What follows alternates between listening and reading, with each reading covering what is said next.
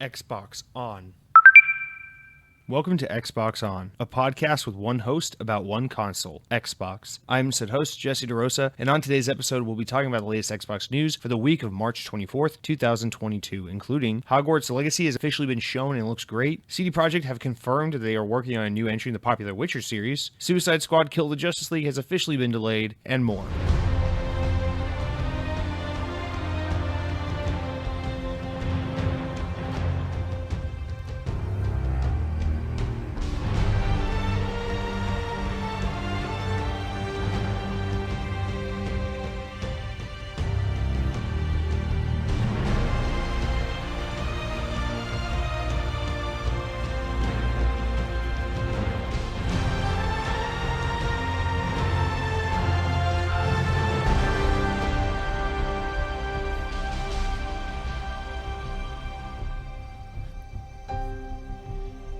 Welcome to episode 146 of the Xbox On podcast. That's right, 146 weeks ago, I was just hitting record for the first time, like a little child, not knowing what would unfold in front of me, not realizing the world of Xbox that was to happen with Microsoft buying half the games industry and everyone just constantly arguing about numbers that they can't interpret because Microsoft only releases so much information. But guys, we'll get into that in a little bit. I'm excited about this week. We got kind of a slower news week, but all the news that is here is actually stuff I'm really interested in talking about.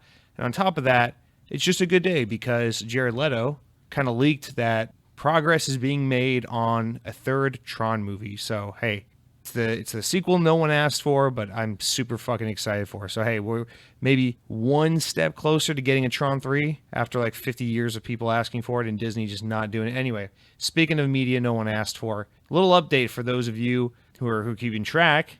The Halo Paramount Plus TV show is actually now out as of the time this podcast is up. So if you are a Paramount Plus subscriber, fuck you, it's here. Actually, correct me if I'm wrong, but I think, Paramount Plus isn't offered in the UK and there's like no alternative way to watch it. Aren't there like certain regions where like they just don't have Paramount Plus and it's just like, screw you, find a way to watch the Halo show? I don't know, maybe I'm confusing this with another show that's on a streaming service, but either way, the Halo TV show, it's out now if you're listening to this show. I'm going to watch it when I get home from work, and I'm excited. I'm actually excited for it. You know, I'm not expecting this show to be groundbreaking. I'm not expecting it to tell a better story than the games or have a better rendition of these characters. I don't really care about any of that. I just think it looks like, it's being shot well and that the costumes and the effects look good and that it looks like a fun time. So I'm just excited to watch a cinematic version of the Halo universe on TV and see what that's like. And at the very least, I saw people getting all up in arms because that blurb was going out about how this show's creators were like, oh no, we didn't really draw inspiration from the game. We didn't really pay attention to the games when creating the story. And I understand why a lot of people are upset about that. I get you want to have an understanding of the source material so that you can do your rendition of it with respect and care for the franchise. But a part of me is like, you know what?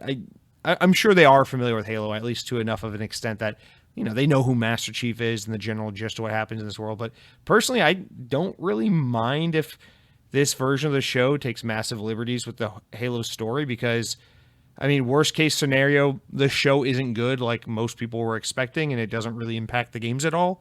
So, best case scenario, we get a really cool version of the Halo universe that's adaptable to TV. An audience that otherwise wouldn't play video games can enjoy Halo that way. I don't really see how this is necessarily a bad thing. Whatever.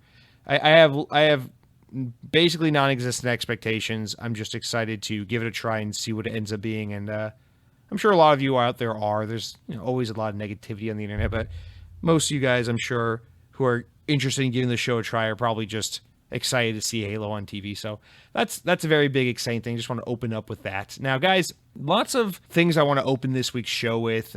Mild amusements, updates, corrections. Now, I should correct myself on our story from last week about my brother, Cronky, as you might know him, kind of ripped me a new one saying, you dumbass. Talking about the story with 343 and with the lead multiplayer guy leaving and all that fallout saying, Jesse, you're fucking dumbass. maybe the reason why the lead multiplayer guy is leaving is because he's being fired for fucking up and butchering the launch of Halo Infinite so much, not being able to lead his team into a more, succinct vision for the game and being able to get a decent roadmap and amount of content out in the time allotted. And I'm like, you know what? That's probably a pretty fair point. But you know what? This is one of the downsides to having a show where there are no guests. It's just me talking to myself in front of my computer screen for 2 hours in my boxers. You can only get one perspective, and there's no one to bounce ideas off me or keep me in check or say, well, what about this?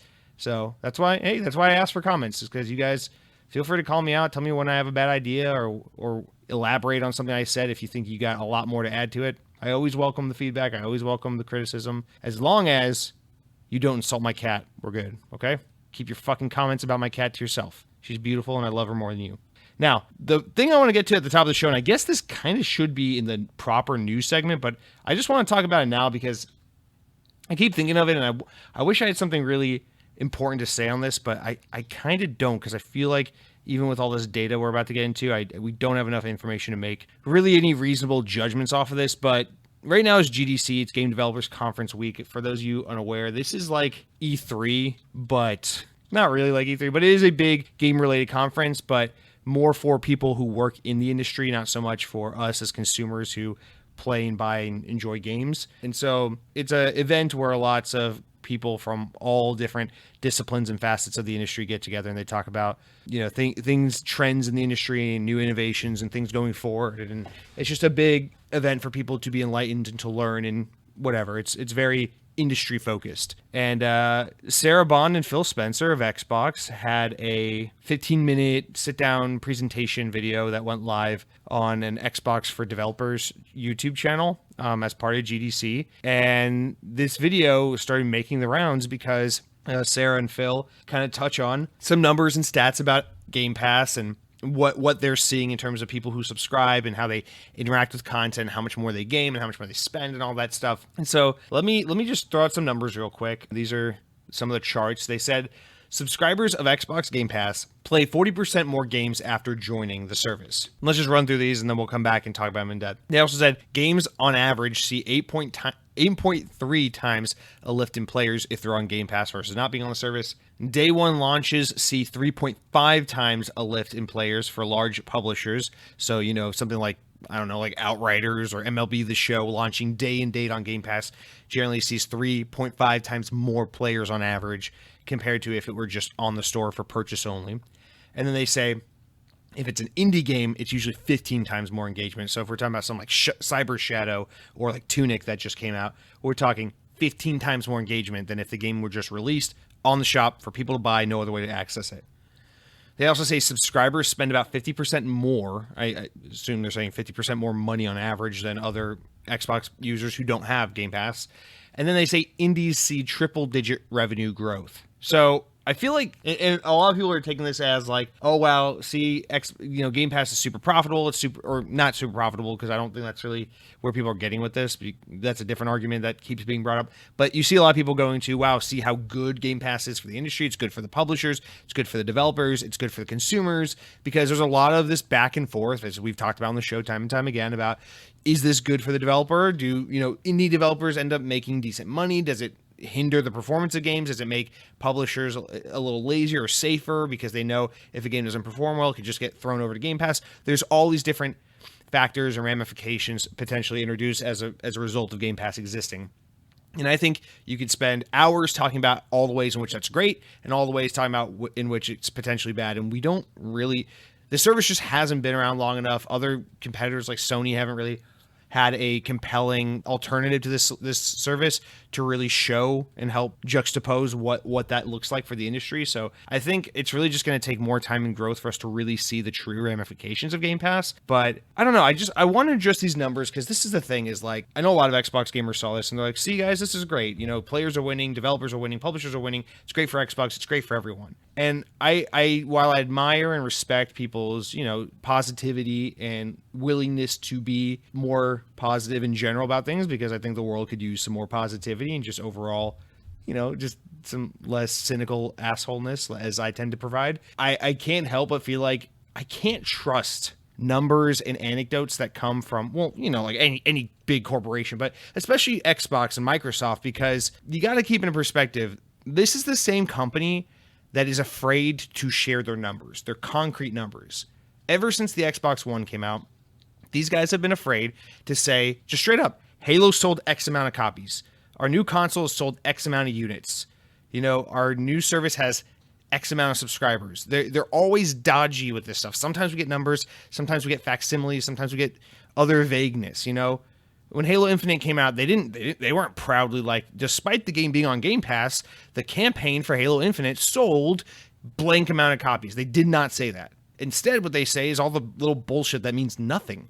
They say things like, players spent over 500,000 hours in the first week of the game shooting grunts in the asshole in Halo Infinite. It's like, great. Does that mean the game did well? I don't fucking know. And what the hell does did well mean when we're talking about Game Pass now in the conversation? Are we talking about revenue made? Are we talking about players? Or and the thing is, there's so many ways to look at and measure success at this point that I feel like Xbox knows that, and they can just kind of lean into that and be like, fuck you, here's numbers. Whatever numbers make us sound and look good are the numbers we're going to share, and then you guys aren't going to think too much about it and just be like, yeah, everything's good. So I can't look at these numbers and be like, oh, wow, that's awesome, everything's great, because well, let's go through the bullets again. Subscribers play 40% more games after joining Game Pass. Of course that sounds great, but you got to think, people who are willing to subscribe to Game Pass are your most hardcore gamers, and your most hardcore gamers are the ones who are most likely to engage with your platform the most. So yeah, if I'm a hardcore Xbox gamer and I subscribe to Game Pass and now I have access to a shit ton of games I don't have to buy because it's already included in my subscription, I'm going to dick around and download and try out and make more and more video games because I can. So like, of course subscribers play more games.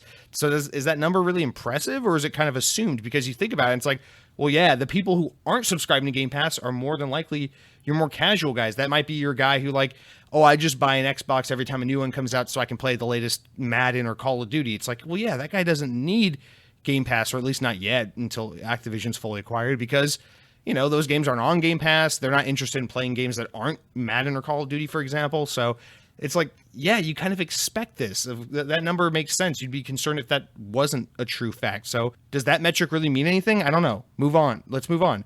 Games on average see 8.3 times the lift in players. That's really good. We see like indie games, it's 15 times on average. More AAA type games, it's 3.5 times higher lift in players on average.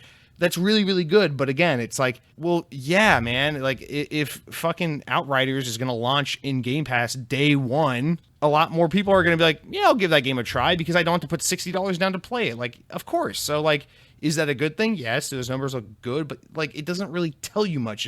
It kind of just affirms the things you would already assume as a result of Game Pass existing and being a service that's available to people. So even though this sounds great, I just, in the fact that indie games have a way higher lift on average compared to bigger publisher titles, that's not surprising either, because you think about like, okay, MLB The Show is on Game Pass. More people are going to try it because it's more accessible to more people. That makes sense.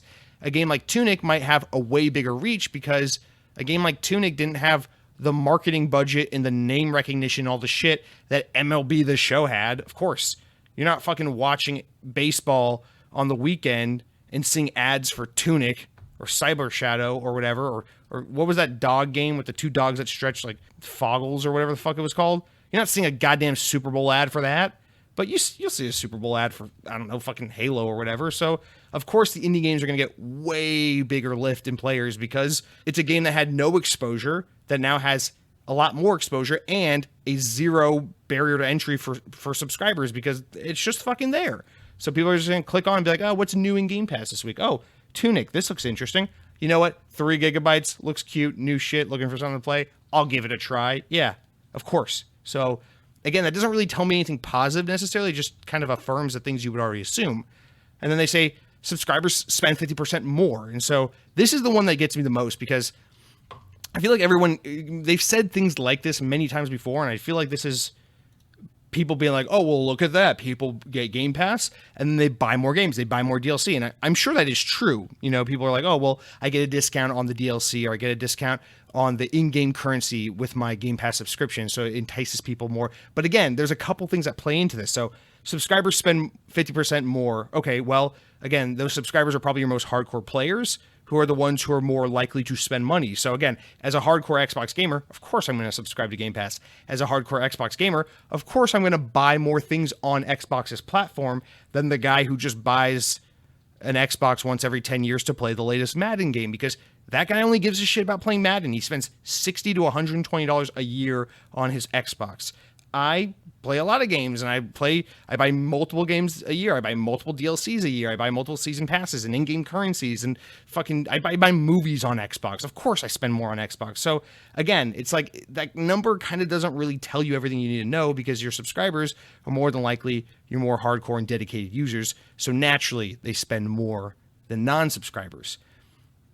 And then on top of that, are they counting your Game Pass subscription as spending more in general? Because you think about, again, to use that overdone example that I'm using, the guy who just gets an Xbox and plays Madden, that guy might have an Xbox Live subscription, but like he's not really spending much more money other than that. But the guy who has a Game Pass subscription, well, he's spending a guaranteed $10 to $15 a month in just that subscription service alone. So are we counting that as well? Because when you add that up, plus all the other games they're buying, plus all the other DLCs they're buying, it's like, well, yeah, no shit, they're spending more over, the course of a year compared to the other guy. So I don't know. I just feel like I said already, these are numbers that kind of reaffirm the things you would already assume to be true. So I don't really know that we're gleaning new information as a result of this. So I don't know. I'm not trying to be cynical about it. It's just that I wish I could look at this data and be like, oh, guys, good news on the front of Game Pass. But at the same time, I'm like, I think I am too dumb to read these numbers and give you some really insightful information about what this really means, or what Xbox is really hiding, or, if this is really just 100% honest, accurate, really excellent information that they're being super transparent about. I'm not smart enough to give you any of that. But I think I am cautious enough of how Xbox has portrayed and conveyed data to us in the past to know I shouldn't take these numbers at face value and just be like, all is well, Game Pass is great, because that's not necessarily the case. And so the other thing I want to round out with in regards to this story is that, during Phil and Sarah's conversation, Phil dropped some nuggets of information, some quotes that a lot of outlets have kind of taken and run with. So I'll just read a couple of those because I think they're interesting to discuss. He says, and this is in regards to developers talking about whether putting their games on Game Pass is worth their time, if it's a good investment, if it's a good risk. And this was Phil Spencer's response to that topic. He says, I also want to make it clear to people that are out there for us at Xbox, there's not one business model that we think is going to win. I often get asked by developers, if I'm not on the subscription service, am I just not a viable option on Xbox anymore? And that is absolutely not true. We look at retailers and people selling games, buying games. It's an important part of our P&L, profit and loss statement, and it's something that we invest resources in to enable our developers to do great work there. And then Phil Spencer continues to go on about how varying business models within this ecosystem are important to the platform. He says, this is where I sometimes contrast other forms of media to what we get compared to, whether it's music, whether it's video, or where the models have really condensed down to maybe one or two business models that are working. I fundamentally believe the strength in us in video games is the diverse business models and strengths of those. Definitely in Team Xbox, we invest in the business models where developers are asking and ensuring that those are flourishing. So every year we see great new experiences that come to our platform that might never have been built if the business model capability wasn't there on our platform before. So with those numbers and with that conversation kind of aside, this is where it's like the conflicted, good guy Phil Spencer, because I think he's right, and I think he is being transparent here, which is that the idea at the end of the day isn't to get everything on Game Pass and to have every developer who puts their shit on Xbox be trying to get into Game Pass, because there is money to be made outside of Game Pass. And some games are free to play, like Fortnite and Warzone, and it doesn't make sense to put those in Game Pass, obviously. And so this is Phil Spencer kind of affirming the thing I've been saying about Game Pass for quite a long time. And I don't think this is anything, super eye-opening. I think a lot of people have been able to see this clear as day, which is that the benefit to Game Pass is we can kind of break down this barrier of what a game is, because the concept of gaming for the past 10 plus years has been like, oh yeah, a real game is a $60 game that you go and buy from a publisher, and an indie game is anything like $30 or less that you download from a digital storefront, and it kind of confines what a game can and should be. And the benefit of Game Pass is people can just make different digital interactive experiences regardless of the scale and scope and size and everything and budget and who's making it and all these things, and decide where it's best suited, whether it's in Game Pass or it's a free-to-play model or whatever. And things like Game Pass are helping to really accelerate that future. And I think Xbox has been pretty honest and transparent about seeing that vision and believing in it and trying to get us there faster and faster, and how Game Pass is a huge part of that. But you also see Phil here being pretty transparent about like how, hey, that's not the only way these games are going to exist. It's not the only way these things make sense. Like, think about Halo Infinite, their biggest game that they've launched in many years.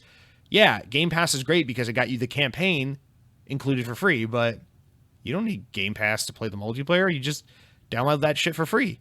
Because the business model there is they want to sell you battle passes and skins and shit. They don't want to, get you to subscribe so you can play multiplayer. They want the barrier to entry to be as low as possible so as many people can play it, so as many people can buy battle passes and skins and keep the player base big and supported, therefore keeping the game big and supported for many years to come.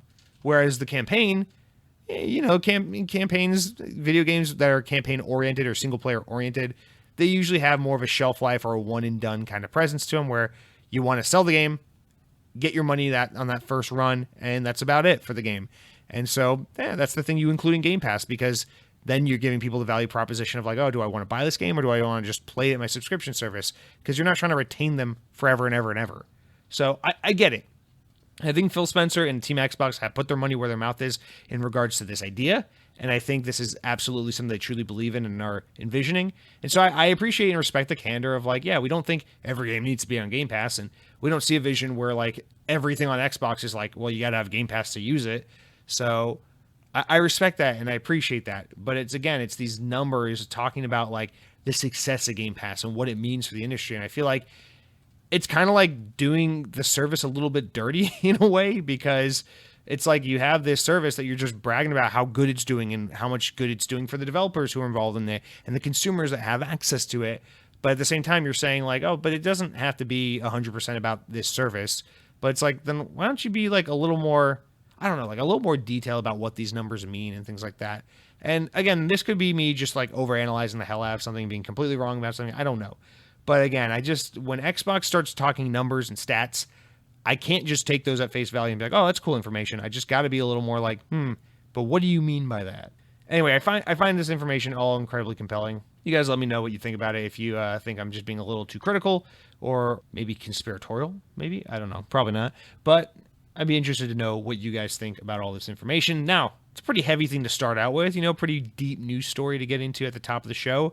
See, we calm back down, take it down a notch, talk about some far less significant, far more just surface level stories, and then we can jump into some comments, maybe take a sip of our Mountain Dews, and it's been a long week. I don't know why this is getting mentioned here so early in the show, but guys, there is a Sonic the Hedgehog 2 movie coming out April 8th. Be on the lookout, guys. Very exciting shit. Sonic the Hedgehog 2 Xbox Series S. It's like a skinned Xbox Series S. And it's not being sold. It is a thing that's a giveaway.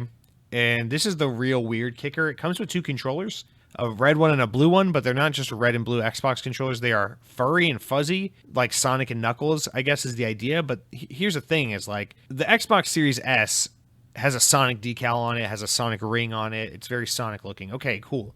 The blue and red fuzzy controllers, furry controllers, these don't indicate Sonic to me at all. This just looks like furry fodder. So like, what the fuck is this all about? Now, in order to enter for a chance to win this Series S with these controllers, you have to retweet this thing on Twitter, or you have to throw in some Microsoft points. So naturally, your boy threw down 200 Microsoft points to enter in the sweepstakes because it's Sonic and I'm a shill and I'm a fucking loser. But still, I don't like this. I don't like this at all. I'm not looking at this as a Sonic fan and be like, oh, that's cool. Like, why can't you give me a black Xbox Series X controller, whatever, with like a cool Sonic decal on it or some shit like that, or like make the analog sticks look like rings or something, or like, I don't know, just give it Sonic touches. Don't make it an actual furry fucking controller that looks like it's going to spontaneously combust, because this makes me more uncomfortable than anything. But it's not a lot of people getting a kick out of that, so I felt like we had to acknowledge its existence. Now we're all worse off for having done so. But guys, next let's talk about Tokyo.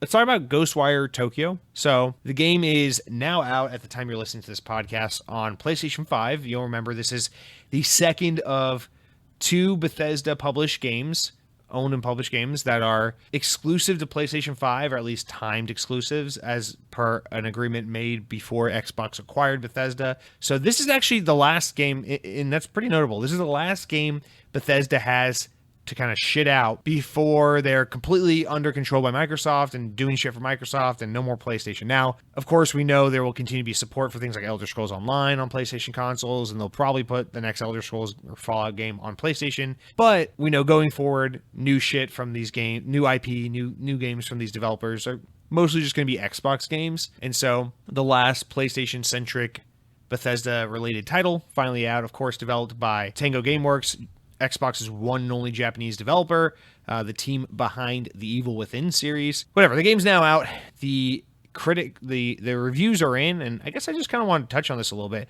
Personally, I think this game looks fucking awesome. It's one of those things I don't want to watch any more of it. I'll just wait a year until it's coming to Xbox. But this game looks very, very good, and it's getting solid reviews. It's not getting great reviews. I'm seeing things as low as like a 6 or 7. And I'm seeing some things as high as like a 9 out of 10. And so the big publisher, and it's kind of weird you see this because I feel like usually the big names are always within a similar ideology. There's like everyone's giving it like an 8 or 9 or a 4 or 5 or a 6 or a 7. Everyone's always kind of within the same range or ballpark.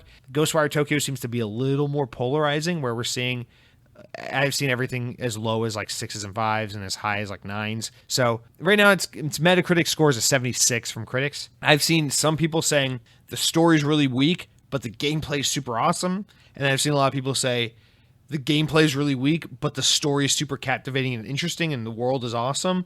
And so just lots of, whatever. Like any game, of course, you should, if you're interested in it, you should give it a try for yourself and make your own judgment. But obviously, for people like myself and a lot of us out there, this is a game a lot of us will be waiting on for a while until it's on Xbox. Now, of course, you can also play it on PC, so you don't have to wait for it to be on Xbox just yet. But again, this is an Xbox podcast. It's safe to assume a large portion of the audience probably prefers to play their games on Xbox. So if you're anything like me, you'll be having to wait quite a while before you actually get around to this game. But I just thought it was notable that, no one saw it with Deathloop, Arcane's Deathloop, which came out last year, which is the first of these 2 PS5 exclusive Bethesda games. No one saw that game being as big as it was critically. It ended up like cleaning up Game of the Year awards, getting 9s and 10s and everywhere, just really, really doing well critically. And then Ghostwire Tokyo, on the other hand, I feel like this was the more interesting looking of the 2 games. And we're just seeing it kind of just coming, in the wake of this New Horizon game and Elden Ring and all this shit going on right now. We're just kind of seeing this game be kind of shat out. And I wouldn't be entirely surprised if maybe some of why this game isn't performing as well or scoring as highly or being covered as much is possibly because Xbox just kind of wants to get this thing out there and be done with it so that now Bethesda can continue to go be a Xbox owned entity and make games for Xbox and shit going forward. I feel like that's not necessarily in Xbox's nature to be that way about it, but at the same time, with just how little coverage this game got, how little marketing it got, and just kind of the reception, the lukewarm, somewhat reception. It's positive. It's averaging a C+. It's a pretty good game, from a score perspective, but relative to what people generally consider like, oh, really, really interesting game, it's getting kind of like middle of the road, lukewarm reception. And don't fight me on that. Trust me. I think a 76 is a great score. I'd happily play a 76, but you know how the internet is. You know how gamers are. Anything less than a 90 is an F, basically, to them. So, I don't know. I'm a little surprised to see that, but at the same time, not so much. I feel like maybe Xbox is just trying to, maybe they cut resources or just kind of put a date on it. Like, guys, let's get this game out. Let's move on. They probably want to be done with any contractual obligations with Sony and any tie-ups in that regard. Ready to move on and have this big purchase of Bethesda and all of its entities be working on things that are going to generate money and attention for the Xbox brand going forward. So something to think about. Guys, we have 2 more to get into before we get into the comments this week. And this next one kind of shocked me. Now, Mavs Man reached out to me and said, Jesse, you're stupid and I hate your hair, but did you know Fortnite's removing building from its default mode for 9 days at the start of the new season? So this is actually kind of crazy shit. For the next, I guess we're kind of like halfway through it already, but for the next couple days, Fortnite has removed its infamous or famous, depending on who you ask, building mechanic. And I think this is awesome. I think a lot of people think this is really cool. I think Fortnite's main player base, maybe not so much, but a lot of people out there who enjoy Battle Royale games but just don't jive with Fortnite, I think this is going to attract a lot of attention to this game because I've often said many, many times, Fortnite is a very fun game. I see the appeal. I get why kids are into it. It's like you can play it as a Battle Royale. You can also play it as like just a goof off, hang out, social space with friends. There's a million things to do in it. It's a cool game. I get it. But the building mechanic alone just completely turns me off from Fortnite because I want it to be solely skill based. I want it to be like, listen, we both started on this map with nothing. We both had to scavenge and find our way around the map to get what we have. Now it's just you and me. Who's the better shooter? Who's the better fighter and defender? Let's you versus me. But the building completely fucks that up because it's such an unrelated gameplay mechanic that it's just like, okay, so I can be a way better shooter than you, but because you're really good at fucking playing Minecraft on the fly, you're gonna fucking block me, build yourself a tower, and then snipe me from above. I hate that shit so much. Especially because people have gotten so good at the building mechanic that it almost makes Fortnite, if you want to play it as just a battle royale, you want to play it a little more competitively, it makes it kind of like unfriendly to newcomers, I feel like, which is a weird thing to say about a game that is as massive as Fortnite is, but I think this is awesome. God, I wish I had some more time, some more free time, because I'd love to give it a try, but I honestly don't know that I'm going to. But yeah, I just thought this was a notable thing. I really wish they would just keep this, or at least make it an alternate option where you can play Fortnite without building going forward. But notable, man. Basically the biggest game out there right now, doing something pretty bold and crazy. So get out there and give it a try if your heart so desires. And lastly, this one just broke right before I recorded. Sad news, but understandable and respectable. Warner Bros. Games have officially delayed the release of Suicide Squad Kill the Justice League to 2023. Previously scheduled to release this year, the Xbox Series X and S and PC game will now arrive next spring, the studio has confirmed. So that's roughly around this time next year we should be getting this game.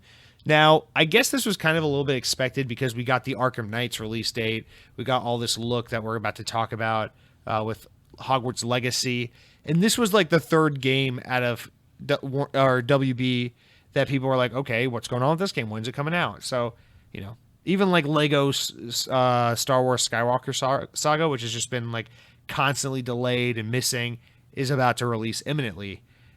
So it was only a matter of time before we figured out what the hell was going on with Suicide Squad, and I'm not entirely surprised to see that got a little bit of a delay. Now, the interesting thing is a lot of the rumors were that Harry Potter was supposed to be delayed and that Suicide Squad was supposed to hit its target, but it looks like just the opposite has been true. Hopefully the game will be ready in time for spring of 2023, because honestly, that's, of all the games coming out of WB, that's the one I'm most excited to play. This is definitely a day one buy for me, so that's fine. There are plenty of other things to keep me busy for the next year, but delayed till 2023, it's okay, gamers. If you're a big DC game fan, at least you got Arkham Knight coming out this October. So, wah. Boo-hoo, poor you. Now, that's it for this little opening. Stories of mild amusement and whatnot. A little more in depth than usual. Maybe some of that should have been in the proper news, but I don't care, guys. It's my podcast. I'm not even sure that anyone's on the other end listening, so we'll do it however I want. It doesn't matter. But before we jump into the bigger news stories of the week, guys, I would like to go to the comment section, hear from you, the audience. You know how it works. You go over to youtube.com, type in the Xbox On Podcast. You click on the latest episode of the show, and you leave me a comment. You can say something really nice, like, Jesse, really like what you've been doing with the hair, but I would like to stop for a minute and just appreciate what you did in the bathroom this past weekend. I think you did a really good job making sure the mirror was clean, the counter was clean, you organized all the items there, you scrubbed the bathtub. It looks really nice and spotless. Honestly, if you were to have a guest over right now, I think they would have zero complaints about the cleanliness factor of your bathroom. Keep up the good work. Keep scrubbing those tiles. You're doing great, and I would say thank you so much. It's nice to be appreciated. It's nice to be noticed, especially when you spend 2 hours of your Saturday cleaning a bathroom. So thank you very much for that. You could also be a total asshole. You could say, Jesse, I noticed you cleaned the bathroom, but what about the fucking carpets? Now, you could have vacuumed those, but did you? No. And let's be honest, you have a cat. Cats be trekking all kinds of kitty litter and whatnot around the place, so carpets need to be vacuumed, okay? It's not enough to just clean the bathroom and tell yourself you did a good job. Don't sit down and drink that virgin pina colada just yet, pal. Go on, get the vacuum out, and finish what you started, pal. And I'll say, you know what? You're right. Even though I don't want to hear it, but you're right, and I need to be better at cleaning, quite frankly. So appreciate the tough love. If that's what you want to comment in, it'd be kind of fucking weird, and maybe someone's going to wonder, how the hell do you know what I did this weekend? But guys, that's how life works, and I'm going to read it because I'm desperate for comments at this point. You guys, very few people commenting in right now. I feel like my ratings are going down. What's happening here? So not many comments this week. Cronky writes in with a doubleheader, and then we got some Mr. Miggy. Now, I will mention we got a first-time comment from Objects in Space, but Objects in Space, thank you for writing in. I will actually be using your comment in the news segment because your comment is very pertinent to our first news story. So I didn't forget about you. I appreciate you writing in. We'll get to you in a little bit. But for our comment section, Cronky writes in and says, X-boners be like, I dislike Halo Infinite's current multiplayer situation. Also, X-boners, the guy that put the game in this situation, the lead multiplayer dude, left. Oh my god, this game is so fucked. Come on, guys. All right, Cronky, I already kind of addressed this at the top of the show. I know, I'm right. I'm a dumbass. As you call me, I'm an X-boner. Please accept my apology. I think that's a really good criticism or interpretation of what's possibly going on at 343. Obviously, neither of us are definitively right. Neither of us have the insight to know exactly what's going on, but it is quite possible that the reason that guy's out is because Halo Infinite's multiplayer rollout has been so lackluster. But you also continue on and said, by the way, I think the initiative has the wrong people at the top. I'm now happy Perfect Dark is being made by Crystal Dynamics. I wonder if they'll reshuffle the initiative or shut it down after Perfect Dark. Yeah, to kind of double down on what I said last week, I know a lot of people have been like, well, the initiative was never meant to be a big studio. They're meant to like take on support work and shit. Like, guys, I don't care because whether you want to defend it or not, at the end of the day, the initiative was supposed to be Microsoft's new big AAA team that was supposed to be of Naughty Dog caliber, and they were supposed to put out the next big, highest quality game in the industry. And even if, despite everything that's going wrong with this studio, which is a lot, even though they've been around for like 4 or 5 fucking years and they have nothing to show for it, even though they're working on a reboot of a game no one wants to see remade by your quote-unquote highest AAA whatever developer, even though all of that's the case, they still have nothing to show. This game has no fucking prayer of a chance of hitting the mark that they've set out to hit here. And by having Crystal Dynamics on board, especially in the capacity we know they're in, this is not an initiative game, whatever the fuck the initiative is at this point. This is a Crystal Dynamics game in partnership with Xbox and this team called the Initiative that is kind of a developer, kind of just a fucking mess. And so let's say Perfect Dark is a great game. I hope it is. I really do, because I do want Perfect Dark to come back. I do want to play a Perfect Dark game. But when you tell me you have a new, from the ground up, AAA developer meant to rival Naughty Dog, I think we're going to get an original IP that's super boundary pushing, super story driven. Can't wait to see what that's about. But you're like, oh, we're doing Perfect Dark. I'm like, oh, okay. I hope Perfect Dark is good, or I expect at best Perfect Dark is going to be good in the way that like the Tomb Raider reboot that Crystal Dynamics did starting in 2013 is good. Like that's about the most I can ever hope for or expect from this game. Now, I'd love to be wrong. I would love for Perfect Dark to come out and for me to be like, wow, that was better than The Last of Us and God of War 2018 and Halo 5 and Gears 5 and what else do I love? Sonic Unleashed, all rolled up into one game. That was amazing. I just find it highly, highly unlikely that will be the case. And at the end of the day, whatever's happening between the Initiative and Xbox and Crystal Dynamics, whatever Perfect Dark ends up launching as will not be a game from the Initiative. It will be a Crystal Dynamics game with some leadership or creative direction and support from this hodgepodge team called the Initiative that can't hold talent for more than 12 months, apparently. So I hope they don't get shut down. I hope they can figure their shit out. I hope Xbox can figure out how to manage this team and how to entice them and inspire them and get them to do something really cool. And I hope that people on the lower end of the totem pole, as we learned last week, feel like they can get their voice heard and get their input considered and have more of a hand in developing whatever it is they want to work on. But I have such low expectations for that team at this point. It's okay. I love Halo Infinite, so it's okay. We got Master Chief.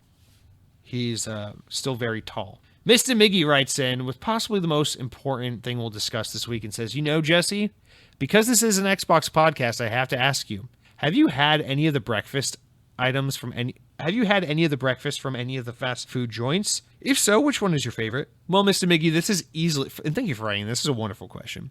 This question has easily the most potential to soak up the most amount of time of this week's episode, but I will try. Honest to God, I will try to keep it pared down, because if we're going to talk about all the fast food places I've had breakfast from, man, that's too many to count. So off the top of my head, without any prior preparation for this, I'm just going to try to think of like the obvious ones. And here's the thing. There's the most obvious one is McDonald's, right? Okay, McDonald's breakfast, super famous. Even people that claim they don't like McDonald's, like burgers and shit, even agree. McDonald's breakfast, that's something special. So there's McDonald's. Wendy's recently introduced and revamped and really doubled down on their breakfast initiative. And they do a pretty decent breakfast. For as much as I don't like Wendy's, I'll say Wendy's does a pretty decent breakfast menu. Let's see, Sonic does really good breakfast. Burger King, will circle back to that. As much as I hate Burger King and give them no slack for their terrible regular menu, their breakfast menu is so fucking good. Chick-fil-A does really good breakfast, those little chicken minis, and you can get the bacon, egg, and it's a chicken, egg, and cheese bagel, but you can substitute on a biscuit. It's really damn good. I'm trying to think what other ones are super standout good before. That's the thing, is there's just too many. Taco Bell does really good breakfast, but I'll be honest, Taco Bell is the one I find myself having the least, because it's so hard to have. I feel like their hours are so limited for breakfast. There's never a Taco Bell close enough that it makes sense for me to stop there on the way for breakfast. And quite honestly, guys, in the past year plus, since I really started counting my calories and trying to buckle down these things, I don't think I've had a fast food breakfast in over a year, to be honest with you. And I'm not proud to admit that, but it's just the honest to God truth. And so in an attempt to keep this as fast as possible, I will say McDonald's breakfast is reasonably considered king by many. And I think if we're just talking about variety and just being generally agreeable in most circumstances, I think McDonald's is the go-to, right? Because their breakfast burritos, excellent. Their iced coffee, pretty good. The McCafe in general is pretty solid. Like I'd rather stop through the McDonald's drive-through for 2 minutes and get a McCafe drink than wait at Starbucks for 20 years and fucking $40 later have, a Frappuccino or whatever. So their cafe, surprisingly pretty good. The bacon, egg, and cheese biscuits, phenomenal. The McGriddle, awesome. The big breakfast platter with the pancakes and hot cakes and everything, super good. I mean, everything they do is good there. So like, the McDonald's morning hash brown, guys, come on.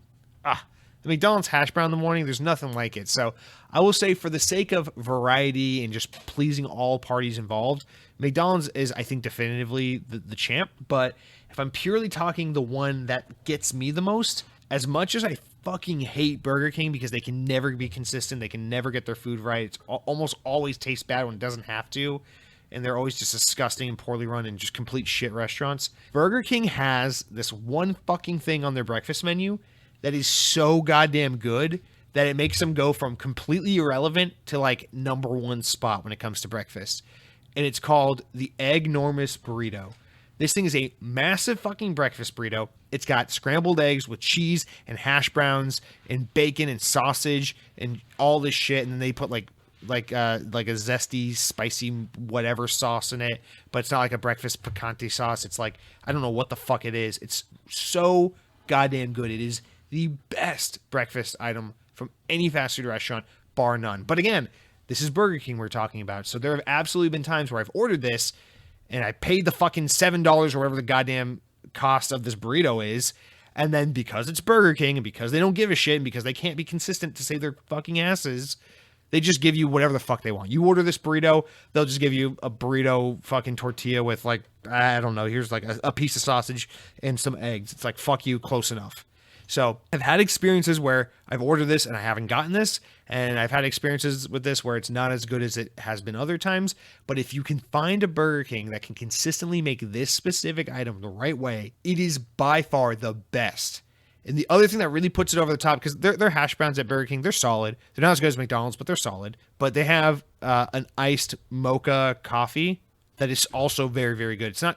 It's borderline chocolate milk. Let's be honest. It's not really like mocha coffee. It's basically chocolate milk. But pairing that iced mocha coffee with that Eggnormous burrito, it is, oh my god. What I would do is, when I used to live in Atlanta, my dad would travel for work. So when I was in college, still living at home, my dad would have me occasionally like wake up super fucking early on like a Saturday or Sunday to drive him to the airport so he could fly out for work for the week. And I'd be like, okay, you're waking up at 5 a.m. to take Dad to the airport. Your reward is you get to hit Burger King on the way home and get yourself one of them suckers. And there's this one Burger King in Atlanta that just always got it right, and it was happy days, man. So that's my answer, but the caveat there being that Burger King generally fucking sucks. If you listen to this and you go, you know what, I would like to try that thing, and you go out of your way to go get that thing, chances are it's going to be made wrong, you're going to be charged wrong, it's going to suck because it's Burger King and they always fuck it up. So just stay safe and stick with McDonald's. But also, since I have become more calorie conscious and started counting and paying attention to these things, I've also noticed the Eggnormous Burrito is a breakfast item that has more calories in that one fucking combo than you're supposed to have in your entire goddamn day. So if you eat the Eggnormous Burrito, just know it's the first thing you're going to eat for the day at like 7 in the goddamn morning, and then you can't eat anything else for the rest of the day. And then really, just to even it out, you should probably also go to the gym and then skip meals the first half of the next day just to kind of even it out, because it is that incredibly bad for you. And just like, God, dude, it's no wonder I got overweight. Like, I used to just not even think about it. I'd order that and then 2 like value sausage burritos and just be like, whatever, it's breakfast. It's probably like fucking 3,000 calories before 8 a.m. Anyway, that is my answer. Misty Maggie, throwing the question back to you. What is your choice? You know, shout out to Taco Bell. They do have good breakfast. Those morning Crunchwrap Supremes, or those morning Crunchwraps or whatever, very good. You know, shout out to McDonald's, the best overall breakfast. Wendy's, that morning Baconator, really good. That frosty iced coffee thing you do, very good.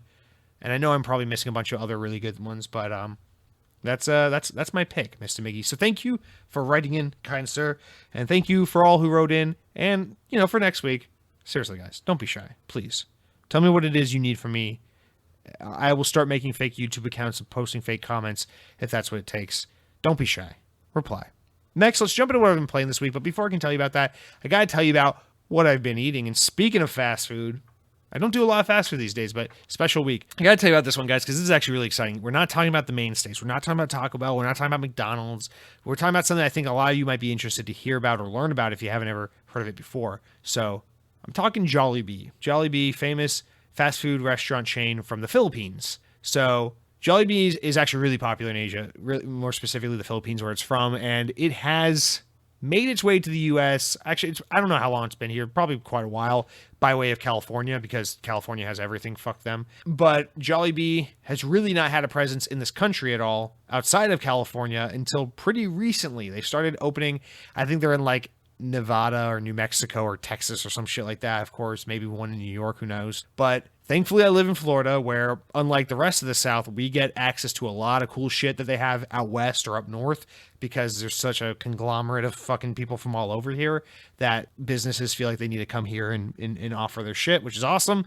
And so Jollibee, the famous Filipino fast food restaurant, has officially opened, and it's been open here for a while, but opened a location in like St. Petersburg, Tampa area. So about an hour and a half from where I live. Well, it was my girlfriend's birthday this weekend, and we were out there on the coast celebrating her birthday, going to the beach, going to see a show, whatever. Her birthday, not relevant. We're talking about Jollibee here, okay? The real star of the show. And so we go out of our way to try this, and I'm incredibly excited because a lot of, you know, food-related YouTube channels I've watched have just raved and raved about this. My favorite food-related YouTuber, Strictly Dumpling, you may have heard of him, very famous YouTuber, always raving about Jollibee. Now, in all fairness, these people always make the note that Jollibee tastes much better when you eat it in the Philippines versus when you eat it here in America. But I'm expecting greatness, okay? And I gotta be honest, Jollibee, was it amazing? No.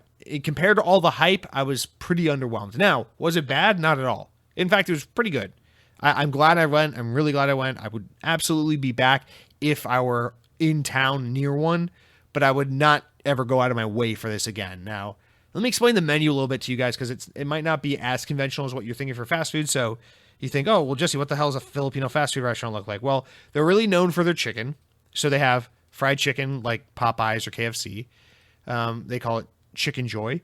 They have what do they call it? The fucking Jolly Burger or whatever they call it. So they have a burger that they're known for, which is kind of like so their chicken is like a competitor to Popeyes, and then their burger is like a competitor to McDonald's, and then they have these dessert pies that are very much like McDonald's pies, and then they have pasta dishes. So they have like Filipino spaghetti, which is a really popular dish, and then they have like this thing that's like rice noodles with like shrimp and pork and like a sauce and eggs and stuff. So that, and then you can order things like burger meat with sauce and rice and more like quote unquote Asian style dishes, whatever the fuck you want to call it. So the menu's a little bit all over the place, and it's really, to me, that's really enticing, really interesting. So I'm excited to try this shit out. So I'm like, you know what, fuck it. This is the one thing I'm going to eat today. I'm going to go all out, try like all the highlights of the menu, so that if we never get to go back here, at least I can say I tried the things you got to try. So we got the spaghetti dish, we got the rice noodle and shrimp dish, we got one of the burgers, one of the chicken sandwiches, and then 2 pieces of fried chicken and one of the pies. And I gotta be honest, the fried chicken game here, this is the nicest thing I'll say about them. The fried chicken at Jollibee's is fucking awesome. And it's really high quality fried chicken too. It's not like that shitty, definitely fake bird kind of chicken you get at KFC. And it's not like that weird, like, oh, it tastes really good, but sometimes it's not like really fresh like Popeyes. It's like really good chicken, freshly made, super hot, delicious, really meaty, really crispy and delicious, awesome seasoning on that fried chicken. The fried chicken is very good. I will give them that. Very, very, very good. We also tried the chicken sandwich, which I was actually not all that up for, but my girlfriend insisted we have it, and I'm glad she made us get it because it's probably the best thing we had. Now, I would say this is just shy of being as good as the Popeyes chicken sandwich, or maybe, you know, a little less than as good as a Popeyes chicken sandwich, but certainly better than 99% of these fast food chicken sandwiches that are out here trying to compete with the likes of Chick-fil-A and whatnot. This chicken sandwich is very good. I would say probably better than Chick-fil-A, and 100% if I went back, this is the thing I would get. Now the burger, this is where I really got disappointed because I was excited for the burger. The bun sucks. The patty is weak. This is not a decent contender or competitor to the McDonald's cheeseburger at all. McDonald's, you're still the reigning champ. Don't you worry about that. Jollibee ain't coming for you in no way, shape, or form when it comes to burgers. But you know what they do have that's way better than McDonald's is their pies. Now, I've only ever had McDonald's pies. I know they're really famous. People love them. I've only ever had them like once or twice, and I don't really care for them. But Jollibee, like the pies there, they taste like fucking like fresh made. They're served the same way in those like rectangular little pockets, but they taste so fresh, so flaky. They're bigger, they're juicier, and they always have seasonal flavors. So we got like a mango pineapple one, and like in the fall they'll have like an ube one, which I really fucking wish I could have tried. But that pie was super good. So also really solid. But the pasta dishes I thought were meh, just okay. So I don't know. All in all, I feel like I went in there hoping to have like a religious experience, like the way people talk about like going to In-N-Out Burger for the first time. And I walked away being like, that was very good. Very glad I tried it. Some things were certainly better than others. Don't necessarily need to be back anytime soon. So Jollibee, thank you for existing. Now I hear they're building one somewhere in Orlando, which I'm very excited about. I will be back when that one opens just to give you another chance, but I'm not holding my breath. You know, I don't need you the way I need Sonic, the way I need Taco Bell, the way I need McDonald's. I don't need you that way. I don't need you even the way I need Popeyes, maybe, question mark? I don't know. Actually, I would take it over Popeyes, maybe. I don't care. Who cares? But I'm glad you exist. I'm glad I got to try you. And guys, if you ever do have the chance, if you're in somewhere in California, or you're in the Philippines for whatever reason, or you're in Tampa, Florida, wherever it is you are, if you happen to be near Jollibee, I recommend you give it a try because, I mean, all of us here on the Xbox On podcast, I know we are fast food connoisseurs. This is probably something you want to have under your belt because you wouldn't want to risk going into a board meeting later on in your career and having, you know, the director say, oh, yeah, this is like that time we all went to Jollibee's, and then you're sweating profusely because you're like, shit, I ain't been to Jollibee. I don't know what this motherfucker's talking about. And then you feel like a hack, and then you jump out the 14th story of the high-rise building you work in because you can't live with yourself anymore. And that's just not a pretty situation. So, guys, if you get the chance, try it. But don't feel like you're missing out too much because it's pretty good, but it's not amazing. Okay, calm down. It's not that great. All right, that's it for what I've been eating. Now it's time to talk about what I've been playing. And guys, again, as I said, it was my girlfriend's birthday. We were kind of out all weekend, and then when I was home, I was cleaning. So I feel like I have so many excuses these past few weeks. Like, oh, I'm not playing Elden Ring. Oh, I haven't finished Far Cry. Oh, I haven't finished Destiny, Witch Queen. But I genuinely have been just very busy the past few weeks and haven't really had much gaming time. But I will say, when I have had gaming time, to my surprise, the only thing I wanted to play recently is Halo. And I don't know what it was like about shit-talking the whole multiplayer situation with that game, but something made me just really feel some Halo. So I've just been playing a lot of Halo Infinite, working through that battle pass. I feel a little behind because I know a lot of you guys have hit 100 on that battle pass. I'm like, I can't do this. I can't be hosting this Xbox podcast, talking each week about how much I love Halo, and then not be level 100 on the battle pass. So I'm working my way there. I'm at 60 right now, guys. I finished last week's limited time event and got those items. So hang on, I'm working there. I'm getting there. We've streamed a little bit of it Monday night, having some fun. But that's really all I've been playing. I wish I had more to say. I'm really hoping. I downloaded Tunic, hoping that I get a chance to play it. I also downloaded the demo for Strangers of Paradise, that new Final Fantasy Origins game. Didn't get a chance to play either one of them. Tried to play them last night. Fell asleep on the couch. So hopefully this weekend I'll get around to trying some new games, making some progress on Far Cry, playing some more Halo. I don't know. But I'm also trying to get back to making a YouTube video, so that might take all my free time this weekend. Guys, who cares? The important thing is that you guys are hopefully getting the time you need to play your video games, because who really gives a shit about what other people are playing? What do you ask? You didn't even ask. I'm just telling you. All right, guys, that's going to do it for all of our hour-long top of the show bullshit meandering. Now let's take a break here and jump into the proper news of the week. See you there.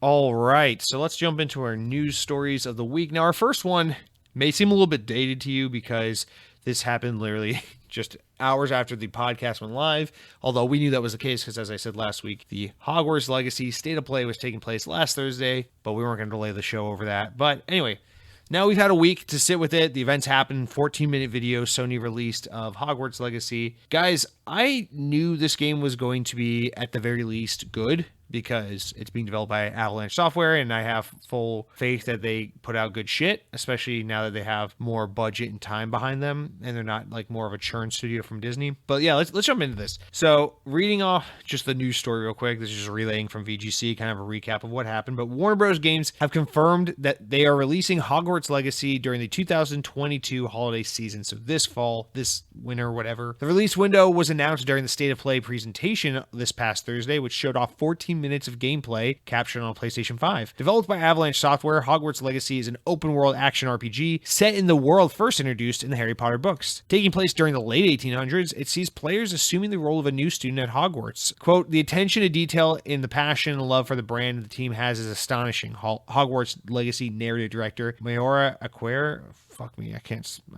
said during the presentation on Thursday. Continuing on, fans of the series will know that ancient magic has been around for a long time, to say the least, and that Hogwarts itself is a stronghold of ancient magic. And the avatar, or the player, has the ability to sense it all and possibly wield or even control it. Due to be published under Warner's Portkey Games label, it was originally scheduled to launch in 2021 for the Series X, S, Xbox One, and PC, but last year it was delayed to sometime in 2022, which we now know is this holiday season, so probably November-ish is my guess if I had to take a stab at it. Now, before we jump into my thoughts, let me read this comment from first-time commenter, Objects in Space. Thank you for writing in. Glad to have you here. Says, "Hey man, hope you're well. I know you probably don't care because for some reason you hate Harry Potter, but how about Hogwarts Legacy? It's everything I've ever dreamed of having in a Harry Potter game. Looks like they're doing such an incredible job. Guarantee you'll buy the game, love it, and finally become a Harry Potter fan that we all know you want to be."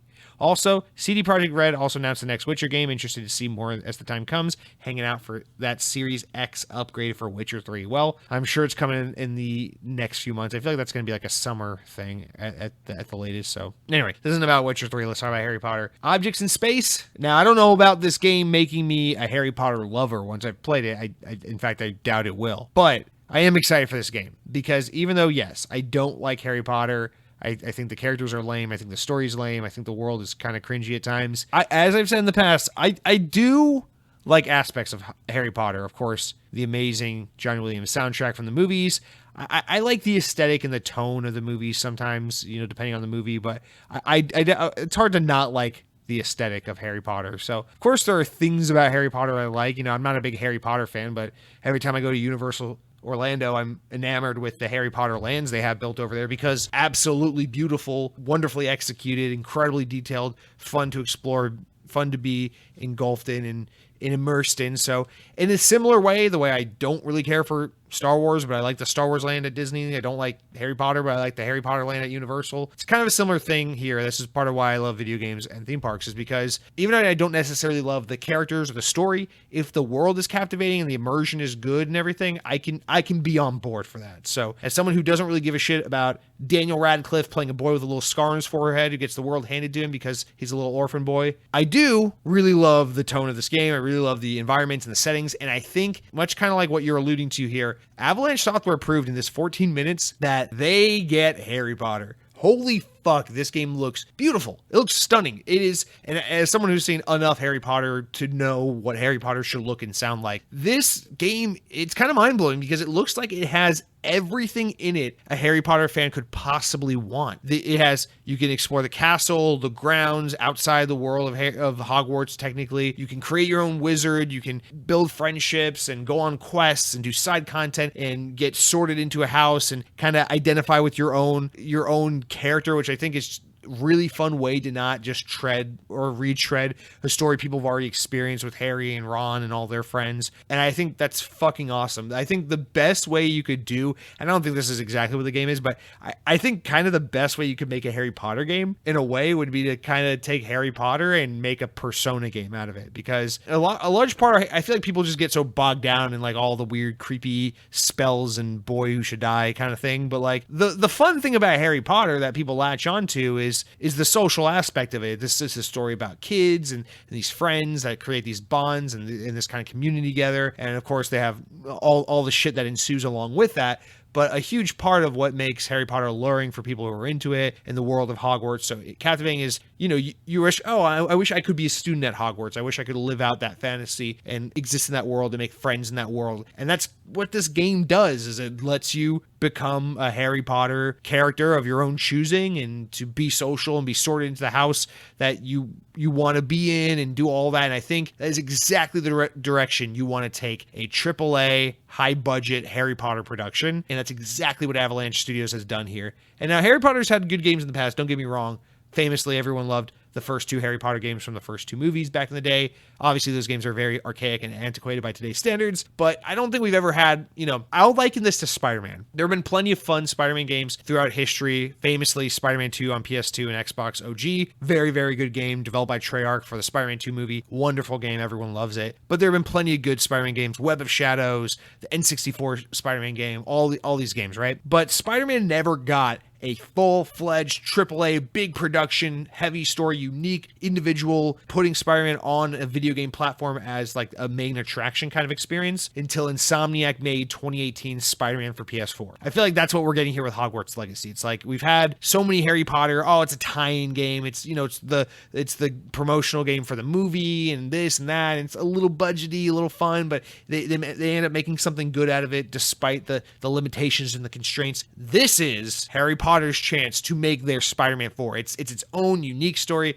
that stands on its own, exists in the universe, and doesn't rely on trying to be a cash grab associated with some other Harry Potter adjacent product. It is entirely and independently its own entity, its own product. It is fully funded, AAA, had plenty of time and development hands to make it happen, fully realize the vision, and we've never seen that with Harry Potter. And I think it's going to be really exciting for gamers once they get their hands on that, especially Harry Potter fans. I'm excited on behalf of Harry Potter fans because I think this game is going to be excellent. Now, of course, I don't get too excited because we haven't played the game. Let's not suck it off too much, But I am very excited to play this game. As a huge fan of Avalanche Software, it brings my heart so much joy to see this team live again and to see them thrive this much. They've never been able to work on this big a project.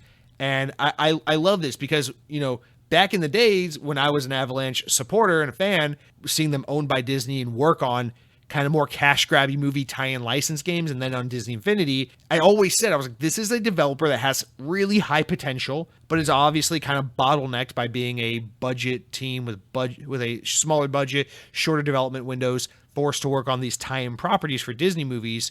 And they always did great. Don't get me wrong. They made so many good games. I love Disney Infinity in particular, one of my favorite games of all time. But it was always apparent that clearly Avalanche Software never had the time or the budget or the resources to make a full-fledged, fuck-off, beautiful, like next-gen AAA game. And Hogwarts Legacy is absolutely looks to be their first actual chance to get to prove that. And in that regard, I'm so excited for this game.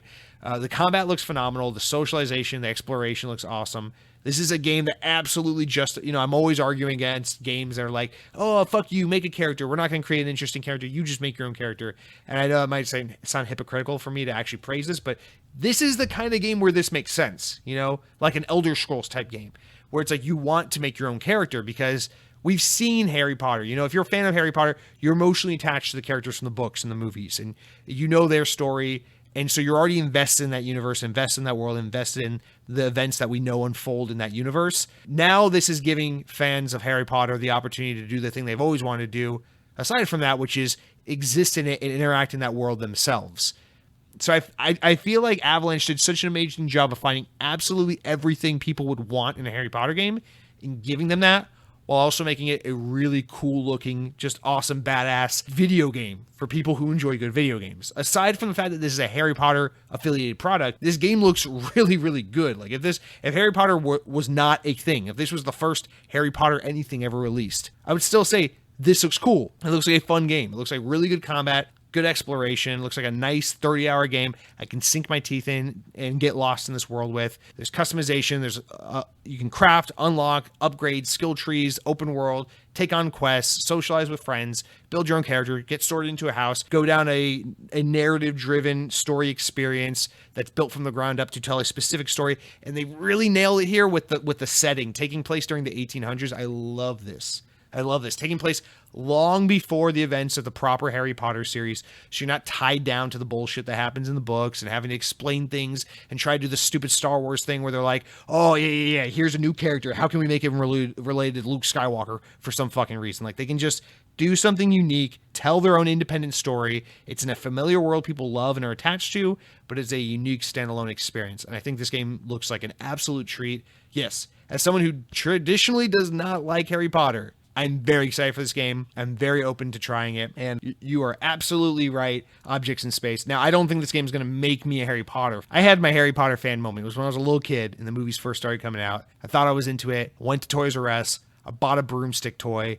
I saw the first few movies in theaters with my mom and my sisters. I've grown out of it, okay? Some of us grow up. I don't wear diapers anymore. I did one time, a long time ago. Don't wear them anymore. Harry Potter's like diapers. I just outgrew them. Although, might come back around to it when I'm an old man. Who knows? All right. Now, I won't even mention the J.K. Rowling controversy surrounding this game, because that, to me, that's fucking stupid, because J.K. Rowling clearly has like no fucking part in this game's development. I know she's the owner and creator of Harry Potter, and of course, she will get some form of payout and compensation as a result of this game being a Harry Potter product. But I see people talking about boycotting the game and all this shit. It's like, guys, do what you got to do. If you feel like that is morally the right thing to do, I'm not here to tell you how to live your life. I respect you going to do whatever it is you choose to do as you see best fit. You could have plenty of criticisms of me and the moral stances I take in this world, but I'm tired of seeing J.K. Rowling constantly dragged into the conversation with this game, because she's not affiliated with this game. She's not making this game. She's not creatively, to our understanding, she's almost no creative involvement in this game. This is a game by the fucking brand ambassadors or whatever that group calls themselves on behalf of the Harry Potter lore circle. I don't know what the fuck they call it. Like Star Wars calls it Lucasfilm. I don't know, whatever that is. And Avalanche Studios. And you're only taking this out on the people who worked hard to make a really, really awesome game that they're really passionate about, by choosing to make all the coverage of this game negative because of J.K. Rowling, or choosing to boycott the game because you don't like J.K. Rowling. I just feel like you're missing the point, and you're picking a fight just because it happens to be Harry Potter related. I don't know. Again, I don't want to get into that, and I don't want to talk about that, because I just feel like it's a very irrelevant talking point, even though this is technically Harry Potter. But I don't want to choose to look at this game that way. I want to focus on how the team at Avalanche has put together what looks to be a really, really good game. People are really excited about it, and I'm really happy for them, and I'm very curious and excited to try this game for myself. So that is the lens through which I choose to look at this, and we will not be talking J.K. Rowling in regards to this game unless something in the news prompts that we do, but I don't think that's going to be the case. All right, look at you, Objects in Space. Your comment is just relevant to everything we're talking about today, because you say you're also really looking forward to some Witcher 3 shit coming to the Series X, the console next-gen upgrade, of course. But our next story is about CD Projekt Red, who confirmed just what you're talking about, their next game in the Witcher series. So from Windows Central, CD Projekt Red has confirmed that they are officially working on a new Witcher game. The announcement consists of a single image, a Witcher medallion half buried in the snow, and the words read, "A new saga begins." Most notably, the game won't be developed using CD Projekt Red's Red Engine, which powered prior games such as Witcher 3 Wild Hunt and Cyberpunk 2077. Instead, CD Projekt Red is opting to use Unreal Engine 5 for the new Witcher game, working closely with Epic in the process. Quote, Epic has been building Unreal Engine 5 to enable teams to create dynamic open worlds in unprecedented scale and level of fidelity. We are deeply honored for the opportunity to partner with CD Projekt Red and to push the limits of interactive storytelling and gameplay together, and the effort will benefit the developer and community for years to come. And this is a quote from Epic Games CEO Tim Sweeney. Continuing on with the story, CD Projekt Red noted, the Red engine will still be used in other projects like the upcoming expansions for Cyberpunk and Witcher 3 Wild Hunt, which was critically acclaimed, of course. Cyberpunk 2077, on the other hand, wildly criticized at launch with extremely poor performance and criticism of stereotypical depictions of various characters, blah, blah, blah. Now, a current generation update for Witcher 3 Wild Hunt is also currently in development, although there's no date for that as it stands now. My guess is late summerish. So I feel like there's not too much to talk about here. This is one of those rare examples of like big news, not much to talk about, because CD Projekt Red's going on. Let's break it into two parts. They're going on to work on the next game in the Witcher series, right? Yeah, of course they are. Of course they fucking are. Think about CD Projekt Red was not a big name developer until Witcher 3 Wild Hunt came out, and then they blew up into the stratosphere, and everyone fucking knows their name and everyone loves them. Witcher 3, super massively successful game. Everyone fucking loves it. Okay, that was their Elder Scrolls moment. Then they go to make their Fallout game, right? They work on Cyberpunk. Everyone's super fucking hyped for it. They botch the fuck out of it. They decide not to work with a publisher. They decide to do it all on their own. Completely fuck the whole thing up. Cyberpunk, even though it sold absurdly well and they made plenty of money, they definitely hurt their brand, their reputation, and the Cyberpunk name by releasing the game when they did, how they did, and everything surrounding that. So, of course, they're going to go back to their Elder Scrolls thing that made them a shit ton of money and bought them a shit ton of goodwill. I feel like this is obviously where they go next, So there was some legal hangups a year or two ago about the author of the Witcher series, the legalities of it with the author. I'm not even going to try to say his name, Sapkowski, whatever. With like Polish law, where like apparently like once you've made X amount of money, you had to pay a certain amount to the original rights holder of the IP or whatever. Some kind of litigious IP related hang up where, famously CD Projekt Red got the IP rights for Witcher for like next to nothing and then made Witcher 3, which made them so substantially rich. So basically some legality situation where they had to rework things to help get the original author some more compensation for his IP, which is of course nothing but a good thing. And I guess whatever that legality ordeal was got sorted out to a point where CD Projekt Red is still able to use the Witcher IP, clearly, if they're going to work on another Witcher game. So that's not terribly surprising, but I guess that's somewhat of note here. So that's what I mean. Big news, obviously the next Witcher game is in development, but didn't we all kind of expect this? Isn't this kind of obvious? What is there really to say on this? So that's kind of the first part here. So I see CD Projekt doing a very much Bethesda Game Studios kind of thing where it's like Elder Scrolls, Fallout, Elder Scrolls, Fallout. So it's like, okay, they just did their Fallout game. Now they're going back to Elder Scrolls. It's kind of, I feel like that was kind of obvious that was a pattern they were kind of repeating. But the more interesting thing is the choice to use Unreal Engine 5. And I feel like the reason for it is quite obvious. And the story even kind of alludes to it, which is that, when they decided to do Cyberpunk, they took on a big risk by not working with a publisher. They didn't work with WB, who did Witcher 3. They worked completely on their own, self-published, self-produced, and clearly bit off more than they can chew because they were not hitting their milestones. They were not underway with like a good current gen version of Cyberpunk when they were developing that game. They completely botched so much shit. And I think obviously going forward, they probably learned so much from Cyberpunk that they feel confident in continuing to work solo without publisher, but they want to ensure that development goes smoother and better next time to where they don't have a Cyberpunk situation again. And so engine work is a clear and easy way to kind of help mitigate some of that risk, because obviously Unreal Engine, one of the biggest supported engines out there, having the backing and the support of Epic Games to help them with understanding and working the engine, all that will probably help them to not be so on their own when it comes to working in their engine and getting their game running and performing and everything.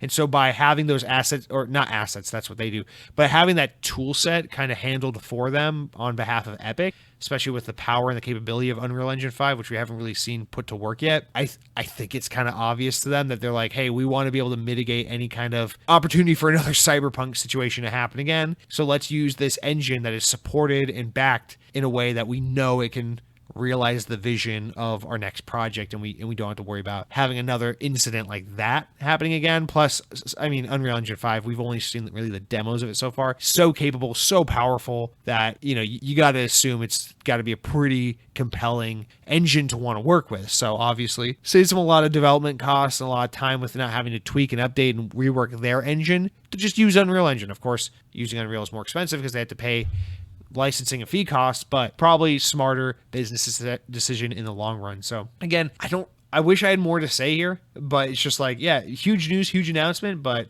what more do you want to say? Of course they're going back to Witcher. All I can say to that is good for them, good for fans of The Witcher. I really need to get back to Cyberpunk. All right, and next up on the docket, this is a little bit of a sad one. This is so GamesBeat put out a huge, fully in-depth report this past week about Moon Studios, the team that worked closely with Microsoft to make those Ori games, Ori and the Blind Forest and Ori and the Will of the Wisps. Not Xbox owned. We all assumed that they were going to be acquired by Xbox, but ended up remaining independent. They're working on a new game. And a new report from GamesBeat this past week revealed basically some toxic work environment, work culture, harassment going on at the studio.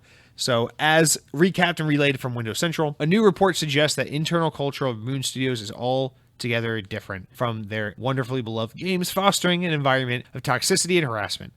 The incredible extensive report from GamesBeat collates interviews with many former and current developers of the studio who describe it as an oppressive workplace, with allegations centering around co-founders Thomas Maller and Gennady Korol. Oh my God, guys, all be named like John and David so I can pronounce your names or something.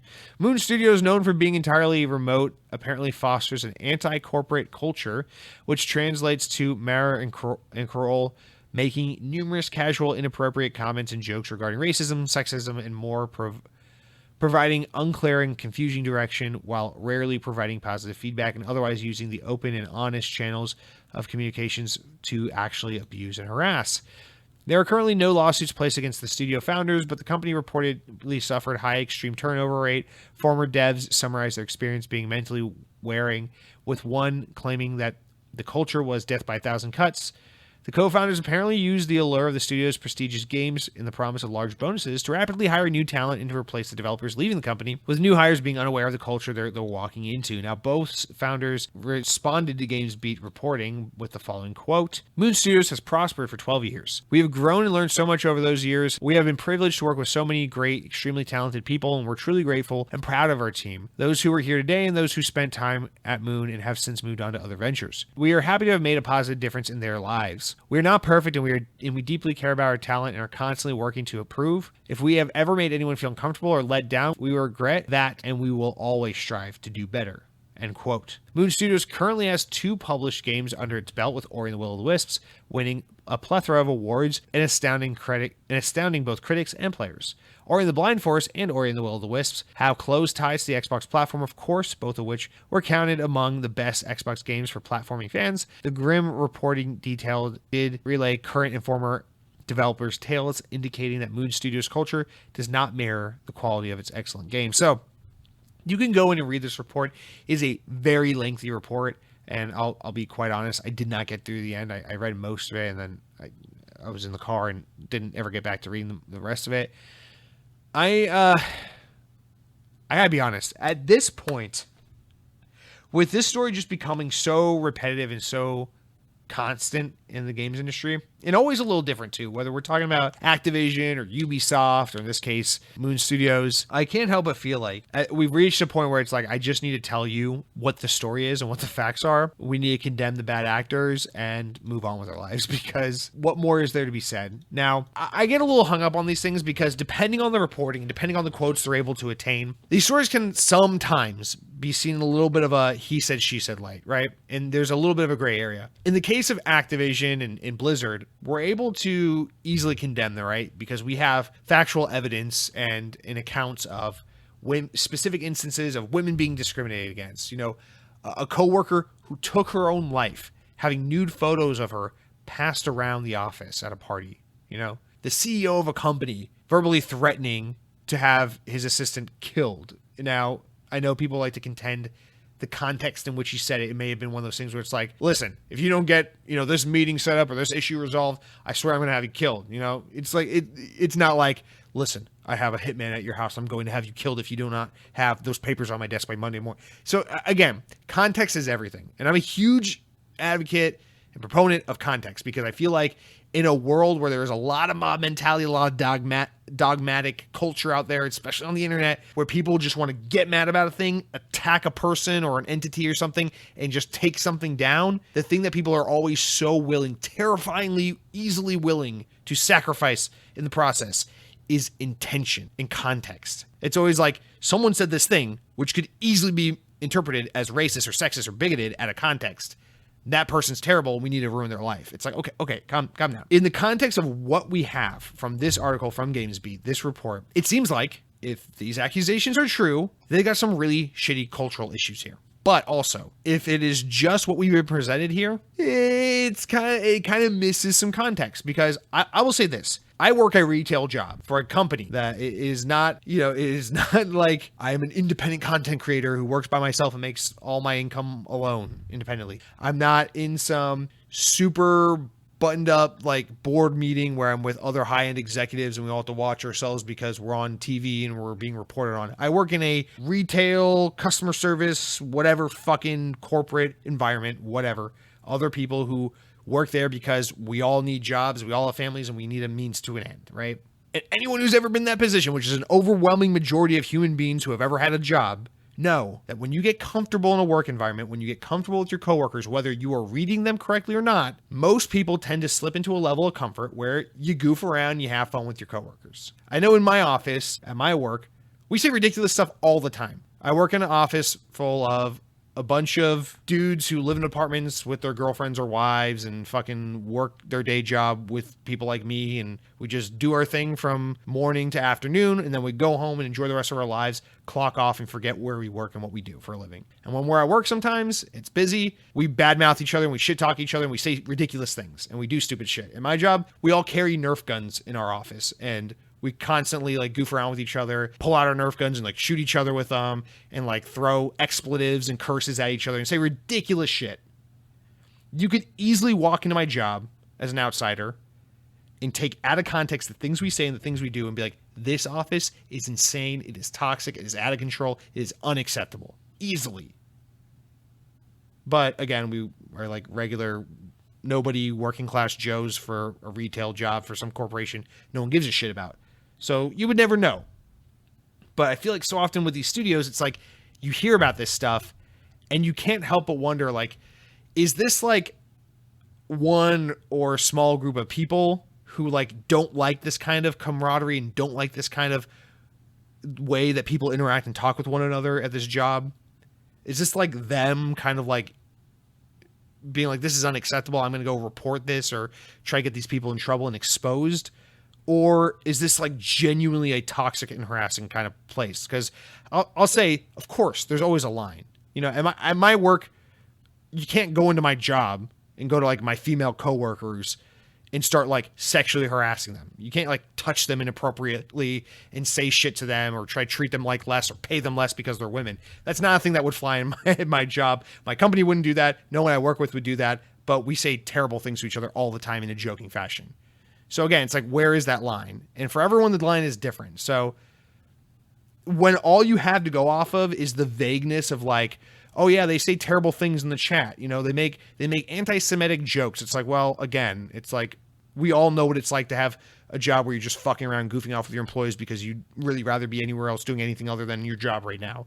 And it's like, are you really saying things like, I think the example they gave in the GamesBeat article was someone saying something about some kind of comment about, some stereotypical anti-Semitic Jews are cheap kind of comment. And it's like, okay, but the text out of context, the text message out of context, is it someone, is this like one of those things where it's like a Jewish person making fun of Jewish people to his non-Jewish coworkers? Or is this like a non-Jewish person making comments about Jewish people to his non-Jewish coworkers? It's like, what is the context here? Because it's like, I don't know, I go to my job and I make fun of fucking white people. I make fun of, like, I literally made fun of myself today at my job, talking about how my girlfriend picks on me for not liking to eat mushrooms and cilantro because I'm a basic white person who doesn't like those flavors or whatever, right? But you could take that out of context and be like, oh yeah, well, this person said this about this type of person. And it's like, well, yeah, without the context of understanding who the person was, who their audience was, why they were saying that, it's like, yeah, well, of course, it just sounds terrible to say that kind of thing. And so again, I want to be careful because I know to some people who are very much on the side of this place is probably a really toxic place. These leaders of this studio need to go. You might be hearing what I'm saying right now and be like, Jesse, you're walking a thin line there. You're excusing bigotry, you're excusing sexism, you're excusing racism. I'm really not trying to do that. I'm really just trying to say it's hard for us as an audience to get a report from this, especially with so much vague information, and to be like, well, obviously that place is fucked. Because again, in the case of Activision, that one's so cut and dry. We have really specific examples, really disgusting examples of women being paid less, passed up for job promotions, harassed, discriminated against, really fucked up shit. The cubicle crawl or whatever it was they were talking about, like, really fucked up shit, objectively bad shit. But in the case of a reporting like this, it's like, we got a bunch of like he said, she said, out of context relaying of text messages that were floated once or twice. And it's not stuff like, hey, you know, Susie in HR, I'm gonna kill her. You know, it's not like that. It's like someone made a joke. We don't know who or to who or what the context was, but we're interpreting that as racism. It's like, I don't know. I don't know, man. I'm sorry. I'm not trying to excuse the co-founders of the studio, and I'm not trying to downplay the severity of the way in which some former and current employees of this team felt ostracized, othered, offended, like sexism or racism was thrown or to them or around them. I'm not trying to discredit that or take that away. I'm just saying it's hard for me to take this story as someone who's so far removed and unrelated to this situation in this studio, and to tell my small audience of listeners, all right, guys, these guys are real assholes, or all right, guys, these guys are totally innocent and people are like just trying to cancel them. It's like, because neither of those things are what I'm trying to say. I just think we're at a point where I don't know, especially with the specifics we're being given here, don't know what to make of this.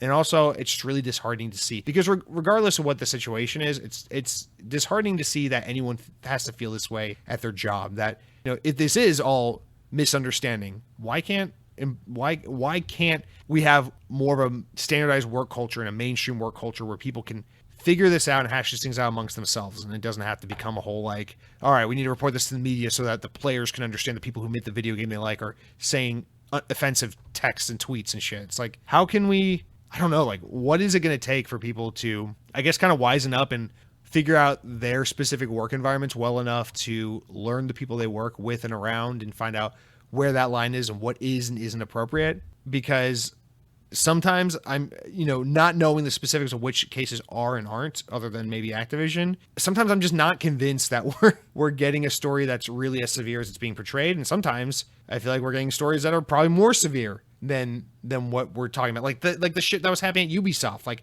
that shit was way more serious than it ever got the attention for. That shit was pretty much as serious as the shit that was going on in Activision. And it was only the news cycle for like a month or whatever, about a year before the Activision shit happened, and no one ever talks about it. In that case, some of it was kind of bad, because some of the people who were accused of shit during that scandal got to stay on with Ubisoft and are still there to this day. So I don't know, man. As someone who knows very little and is so unremoved and mostly has no business knowing any of this or being involved in any of this, I just gotta say, if there are people who are genuinely and seriously offended and hurt by this, that sucks for them, and I'm sorry, and no one should have to be putting up with that in a work environment. And if this is a situation of just like out of context bullshit being blown up and blown out of proportion, I'm sorry to those who can't just be human and have to fucking deal with everything being the end of the world and a huge deal. So I don't know what to make.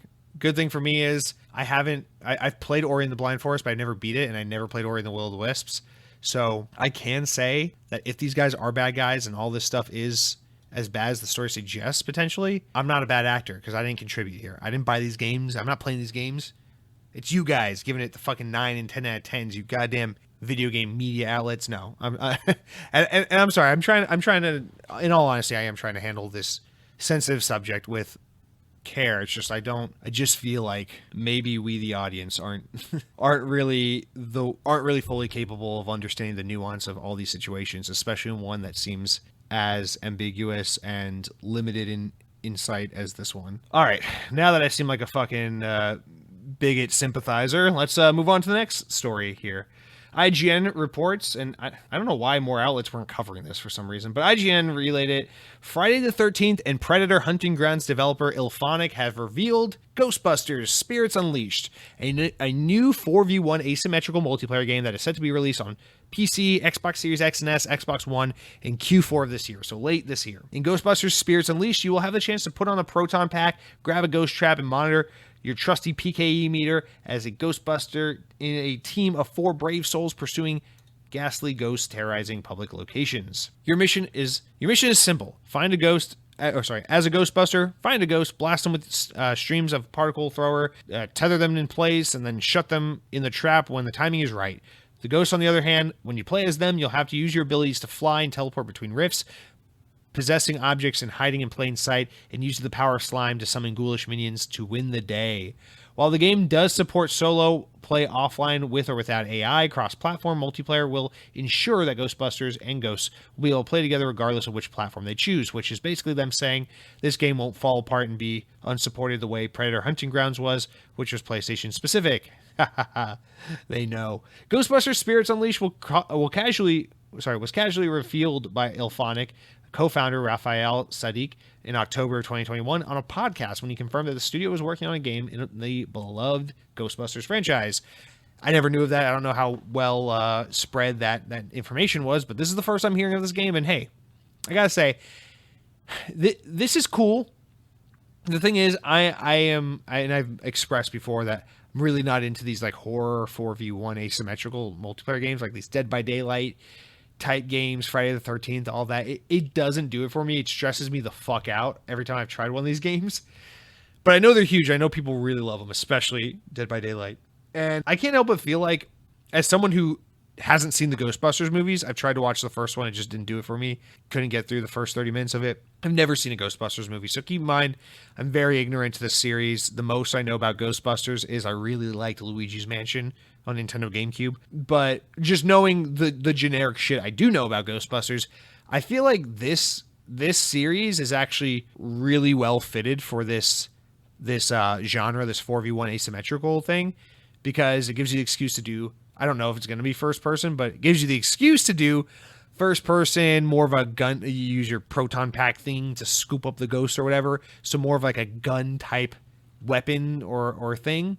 And so it feels a little less like a hide and seek and more of like one team versus another team with different abilities. And so I like that. It's a little less melee focused, as is the case with something like maybe Friday the 13th or Predator or Dead by Daylight. And I don't know, that appeals to me. I feel like this, of all the ones of this trend, this genre, this thing we've been seeing with take an IP from like a horror or horror adjacent franchise and then attach it to the 4v1 asymmetrical multiplayer thing.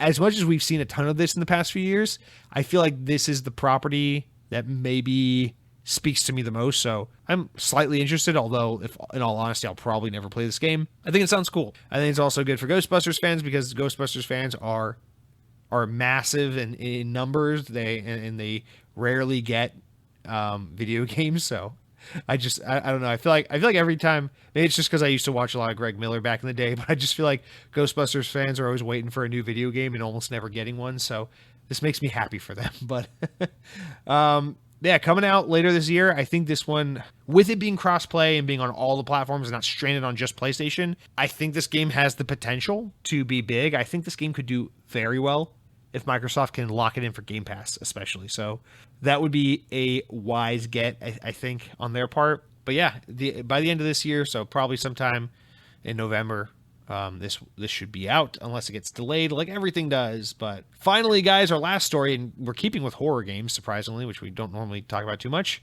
As relayed from Windows Central, Supermassive Games is back with another horrifying adventure. After its foray into the Dark Pictures anthology, Supermassive is going back to its roots and developing what looks like a spiritual successor to Until Dawn. The Quarry, as the game is titled, sees players controlling 19 camp counselors whose last night at camp turns into a bloodbath. Like Until Dawn, The Quarry boasts state-of-the-art facial capture technique that recreates the ensemble cast starring David Arquette, Ariel Winter, Justice Smith, Brenda Song, Halston Sage, Siobhan Williams, Skylar Gisondo, Evan Ivagora, Miles Robbins, Zach Tinker, Ted Raimi, Lance Henriksen, Lynn Shane, Grace Zabrinski, and Ethan Suplee. I knew those names for the first few names, and then they completely lost me on the second half there. Anyway, Supermassive Games notes that the game will have various difficulty settings that players can customize. Movie mode will also allow players to experience the Quarry in cinematic movie, selecting how the events play out while watching the action unfold. The Quarry will feature, that's actually really cool. The Quarry will feature an online play and co-op as well, allowing friends to vote on destinations that could cost the camp counselors their lives. The Quarry is due out on June 10th for Xbox One, Series X, Series S, and PC. So that's actually incredibly soon. Pretty cool. Pretty nice, exciting game. I'm down for this. I'm actually really into this. So, for those who don't know, just because they don't have as much of a history with Xbox, Supermassive Games are the guys that made, I think in 2014 is when it was released, 2014 or 15, Until Dawn, which was a PlayStation 4 exclusive horror game. It was kind of almost a little bit like a Telltale game where it's like, you choose your dialogue, kind of choose your own path, light gameplay, light walking around Resident Evil old school style with like puzzle solving lightly and exploring environments. But it was kind of like a goofy, campy slasher movie with all the tropes where, it's like the various cast of teens and they all do the stupid things and they all kind of get picked off and killed one by one. And people really, really loved that game. It was quite a big hit on PS4 early on in the generation. And for whatever fucking reason, Sony never locked that developer down. And after they did like some VR shit, they went on to make a deal with, who'd they make that with? They made a deal with Bandai Namco. That's such a weird one. But for this series of games called the Dark Pictures Anthology, which is basically like more Until Dawn-esque games, but in these kind of like one-off releases of like these 2 to 3 hour games. They're releasing like one a year. They have like a contract to do like, I think like 8 or 10 of them or something crazy like that. And they've only made it through like maybe 4 of them. Cronky actually got me the first one. I played the first one. It was called Man of Medan. I actually thought it was quite good. I played it on Xbox. But people tend to not like the Dark Picture Anthology games as much as they liked Until Dawn on PlayStation. I've always meant to play, but I just never gotten around to it. But anyway, the Quarry is exciting because it seems like they're playing into that even more and going more back into what Until Dawn was, basically, as they even say, making a spiritual successor to Until Dawn.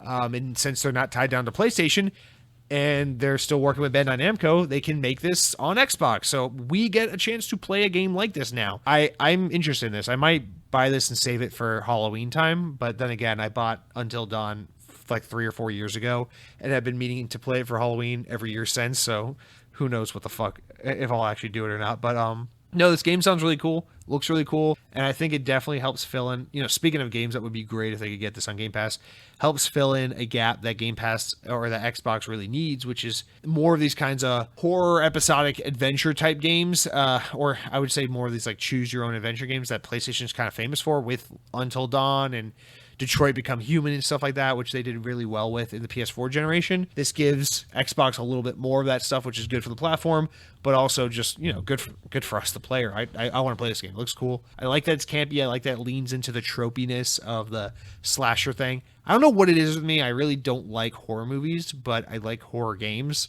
So knowing that I can experience this kind of story in an interactive video game makes me a lot more intrigued than watching, like I Know What You Did Last Summer or something like that instead.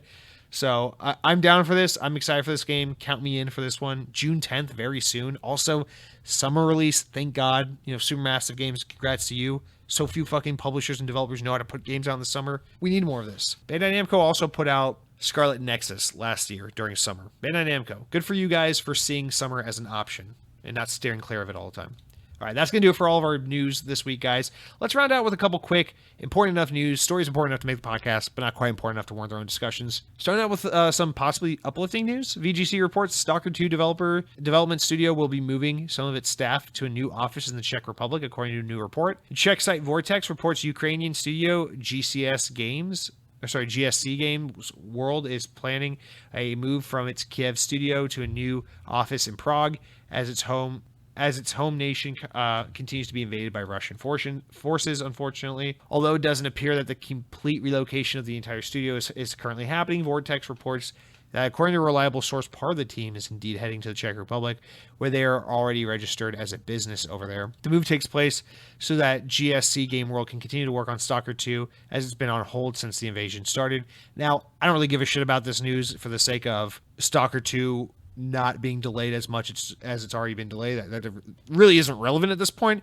It just makes me glad because it means at least some of the developers are going to get out of this really, really dangerous environment that they're in, and it provides them some safety. So that's really the more important part of the news here, but promising, hopeful, Next up, VGC reports a trademark that allows Team GoldenEye the term GoldenEye to be used for downloadable electronic game software has been granted a second extension this week amidst speculation of a 007 GoldenEye HD remaster.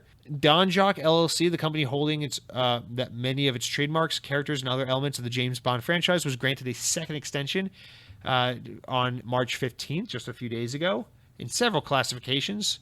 Now, we've heard many recent rumors about an HD remaster, so if this in any way kind of ties into that, it is possible that this is just another piece to the 007 remake puzzle that's hopefully results in us actually getting a remake. Next up, VGC also reports that over 2 years worth of Apex Legends content has seemingly leaked. A major leak, including video and text files, was uploaded to a hosting site and then shared on Reddit, which has a significant amount of unannounced content. Seemingly, the leak shows the next 9 legends that are set to be revealed, as well as a new map called Divided Moon, plus fresh weapons and heirlooms, whatever the fuck that means. And then next up, Xbox Game Pass Ultimate members in the US are able to watch the new Halo show free of charge for 1 month through a new promotion for Game Pass subscribers. A free 30-day Paramount Plus trial will be made available to Xbox Game Pass Ultimate subscribers beginning on March 23rd, which is, of course, the day I'm recording this, which is, of course, the day before this podcast goes live, which is, of course, the day before the Halo TV show debuts. And then coming from Xbox Wire for us, hey, let's celebrate springtime. The design for Xbox team has collaborated with PowerA, OtterBox, and 8-Bit Do to create a selection of pastel products that embody the whimsy of springtime. This new range of controllers offers varying designs and colors to spice up an elite gamer's peripheral library. You can tell I wrote it a little bit too. I changed some of the wording. The various controllers and accessories will be available in the coming weeks and are available for pre-order right now through the Microsoft Store and other retailers. These controllers look really cool, but unfortunately they're all third-party and I don't want that. I want Xbox-made controllers, so if I could use these prints for the design lab, I would do that, but no. And then finally, VGC reports that Microsoft is seemingly planning to remove the ability for Xbox users to share game screenshots and videos directly to social media platforms such as Twitter for some reason. Windows Central spotted the latest Xbox Insider build published to members on Friday, which removes Twitter sharing entirely from the dashboard. I saw Jez Corden tweeting about this. Instead, Twitter has been moved to the mobile sharing option alongside other social media platforms, which means Xbox users will have to upload clips to their phones and then share them from there, adding a second step to the process for no reason, just making things unnecessarily complicated because Windows 8 was better than Windows 11. That's why. All right, that's going to do for all of our small news stories. Let's round out the podcast, wind it down, you guys. Xbox Wire reports 13 new games coming to console this week for Xbox platforms that you can look forward to. Let's read them real quick, go through them. We've got Kraken Academy, which for some reason shows a picture of broccoli. What the hell does that have to do with a Kraken? Tainted Grail Conquest, March 22nd. It's a Game Pass game, it looks like. Some kind of Elder Scrolls knockoff thing, but hey, it's including Game Pass, so maybe you can try it. Zero Escape, the Nonary game, is March 22nd. It's on Game Pass, and it looks like lots of anime boobies pointed at your face. A Place for Unwilling, March 23rd. This looks like an iPhone game, but it's on here, and there's a girl who's like from the olden times, and she's in a western town, and there's ghosts around, but it's kind of ugly looking because it's like top down and sketch drawn and not really pretty. Ricky's Nightmare comes out March 23rd. Looks like a Limbo knockoff, but maybe it's good. Who knows? Who cares? Certainly not me. The Pizza Delivery Boy Who Saved the World is optimized for Series X, optimized for Series S, out March 23rd, and I want to play this game. I want to play this game so bad. There's a hyper-realistic photo of a pizza, and Doug is saying, now what's the second cut? Do you cut the pizza in half or cut the pizza in thirds? I need to look into this game. I seriously want to play this game. This is fucking awesome. Yes, Pizza Sim games, please and thank you. Thunder Kid, Hunt for the Robot Empire comes out March 23rd. I love this Sega Saturn N64 type graphic thing that this is going for. Series X and S optimized somehow because smart delivery. This game looks fucking cool. I don't know what the fuck this is. Run and gun action experience. Is it on rails or not? It looks like I don't know. This game looks cool. I'm actually interested in this as well. A Memoir Blue comes out March 24th. It is on Game Pass, and there's a girl looking in a body of water. When she sees her reflection, there's a chibi kitty cartoony version of herself. So hopefully she comes down from her high from taking those mushrooms pretty soon and sees herself normally again. Norco comes to PC March 24th. PC Game Pass. Fuck you, console owners. There's all these like demon-looking things. There's a dog in the back of a truck, and then there's a bunch of cables and wires and a duck, and I don't really know what's going on. Guys, Airy Calm Mind 2 comes out March 25th. Is this potentially like Mirror's Edge? I don't know. Who knows? Bouncy Boy in Puzzle Land comes out March 25th, and even though the name is trying to be cute and cool, the game looks boring as fuck. Looks like a Nintendo eShop game, and I'm not a Nintendo gamer. I'm an Xbox gamer, so fuck you. Devastator comes out March 25th. It's optimized for new consoles. It's smart delivery. Really colorful, really fun. Twin-stick shooter for people who love twin-stick shooters. Retro modern. I actually am also interested in this. Holy hell, how do they have 3 games I'm interested in this time? It looks pretty good. Might have to give that a try. And then finally, the biggest game this week, Tiny Tina's Wonderlands, comes March 25th. On Series X and S, smart delivery, optimized to new consoles. This is, of course, the big Borderlands standalone game thing from the Borderlands people for Borderlands fans. Getting pretty decent reviews. People seem to like it. If you like Borderlands, it seems like you might like this. I personally haven't really played Borderlands, so couldn't really ever get into the second one and never really gave it a try past that. So I can't speak to that, but I know Borderlands fans are probably interested in this. It's apparently pretty good. It's out on Friday, so what are you doing? Stop playing Elden Ring, you fucking scrub, and go play this game. Now, let's round out the podcast by reminding you of Games of Gold for the rest of the month, guys. You got the Flame of the Flood available. You got Street Power Soccer until April 15th. You missed Sacred 2 Fallen Angels, you fucking idiot, but you still have SpongeBob's Truth or Square available until the 31st, so download it while you can. That's going to do it for all of this week's information, podcasts, whatnot, you guys. As always, I greatly appreciate the support. Thank you for writing in. Thank you for listening. Thank you for supporting Xbox On. If you want to continue to be a supporting part of this show, if you weren't too offended by my stupidity this week, then maybe head on over to iTunes or Spotify and leave me a nice 5-star review. Tell me what you like. Tell me what you don't like. But even if you don't like it, give me 5 stars. It really helps the podcast grow. Subscribe on YouTube. We're on the path to 1,000 subscribers right now. We're just a little bit over 900, so I greatly appreciate your supporting us getting there so far. And if you want to interact with me for some fucking reason, I'm on Twitter at Jesse DeRosa. Follow me on Twitch. I'm live every Monday. I'm trying to do some bonus streams because I've been trying to do more streaming. But we're live every Monday night at twitch.tv/Lightning McStream. You can also find me on YouTube, Xbox On Podcast, or Lightning McStream there as well, where I'm working on a new video right now. And spoiler alert, it has to do with Elden Ring. But don't get your hopes up. I'm not playing Elden Ring. But guys, that is it for this week's episode. As always, greatly appreciate your time, your support. Hope you have a great week. Stay safe out there. Watch that Halo TV show. Let me know if you like it or not. And until next week, power your dreams.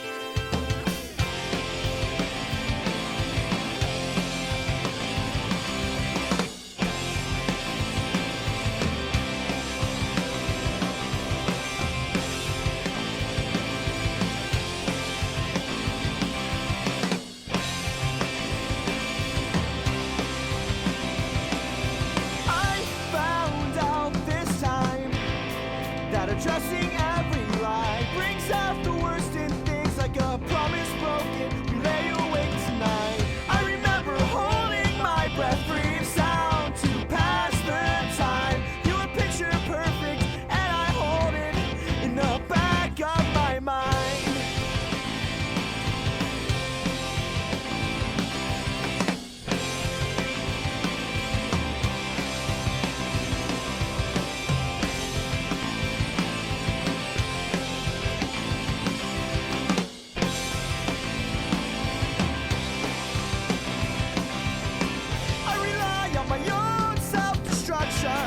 And I'll make this clear, in one more year you can have your own opinion.